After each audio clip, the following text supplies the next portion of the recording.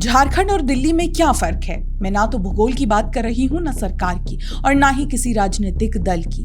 आज बात केवल छात्रों की है। सोशल मीडिया पर आपने भी ऐसे कई वीडियोस देखे होंगे। क्या आप भी यही मानते हैं? झारखंड और दिल्ली में आखिरकार इतना फर्क क्यों है? झारखंड के छात्र सत्ता की आवाज पर नहीं, बल्कि मुद्दों की आवाज पर बात कर रहे हैं। फर्क है दिल्ली के कॉकरोच जनता पार्टी के कथित आंदोलन और झारखंड के छात्र आंदोलन में। फर्क है एस्थेटिक का। यहाँ इन्फ्लुएंसर्स का जमावड़ा नहीं है, क्योंकि यहाँ मुद्दा राजनीतिक नहीं है। फर्क है फंडिंग का। यहाँ बॉलीवुड के पीयूष मिश्रा के अलावा कोई नहीं है, क्योंकि ट्रेंडिंग नहीं है ना, पीआर स्टंट्स नहीं है। फर्क है मुद्दों का। यहाँ मुद्दा छात्रों की मेहनत का है, एक ऐसे सिस्टम से लड़ाई का है जो अंदर से सड़ चुका है, किसी एक मंत्री के इस्तीफे का मुद्दा नहीं है। फर्क है सत्ता का। यहाँ सरकार हेमंत सोरेन की, जेन्युइन छात्रों को इससे फर्क नहीं पड़ता, पर दिल्ली वाले आंदोलन जीवियों को जरूर पड़ता है।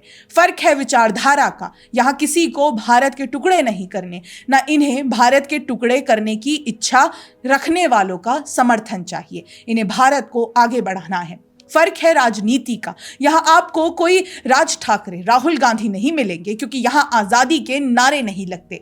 फर्क है वास्तविक ताकत का। आप झारखंड के किसी भी छात्र से पूछ लीजिए, जो भी उस आंदोलन में शामिल है, आपको कोई भी मुद्दे से भटका हुआ नहीं दिखेगा। सबको पता है कि वो अपने हक के लिए लड़ रहे हैं, ना कि रीच के लिए। यहाँ किताबों की बात है, लाइक्स या शेयर्स की नहीं।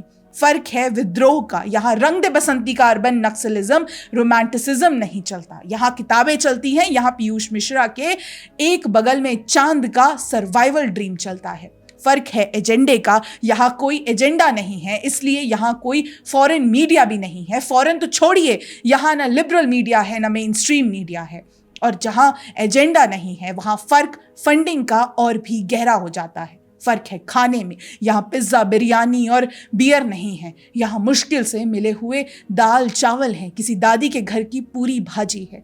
फर्क है कीमत का। दिल्ली में आंदोलन करियर बनाता है, वहाँ से नए नेता निकलते हैं, स्पोक्सपर्सन्स बनते हैं और ट्विटर वेरिफिकेशन मिलता है। पर झारखंड में आंदोलन करियर बचाने की आखिरी कोशिश है।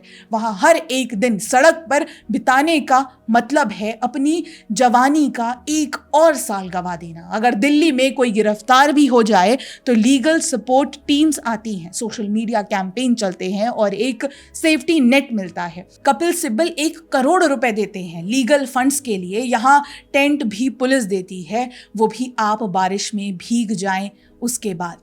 वहाँ एफआईआर होने पर सीनियर एडवोकेट सुप्रीम कोर्ट में बेल एप्लीकेशन नहीं लगाते।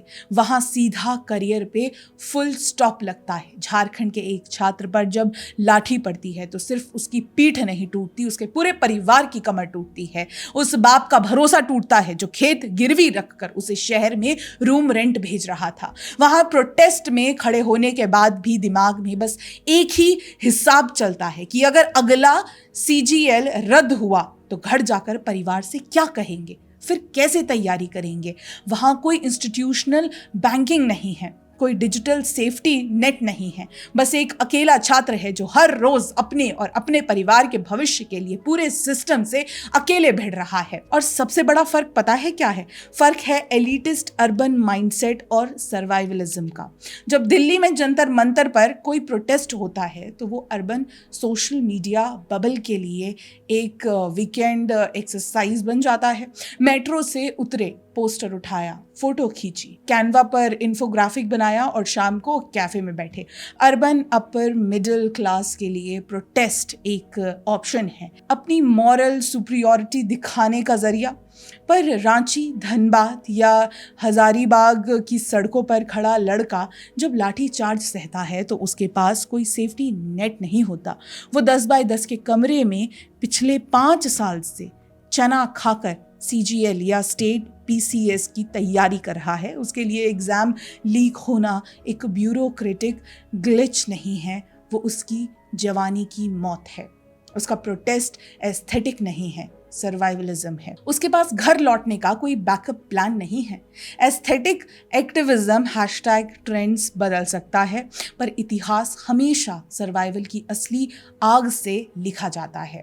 यहाँ कैमरा चले या ना चले, यहाँ लाइक्स मिले या ना मिले, ये लड़ाई रीच की नहीं वजूद की है। इसलिए यहाँ आज़ादी नहीं चलती, क्योंकि ये आज़ाद है इनके इन्फ्लुएंसर मार्केटिंग से, ये आज़ाद है इनके प्रोपेगेंडा से, ये आज़ाद है आपकी राजनीतिक आग से। बस ये अपने राजकीय सिस्टम से मुक्ति चाहते हैं।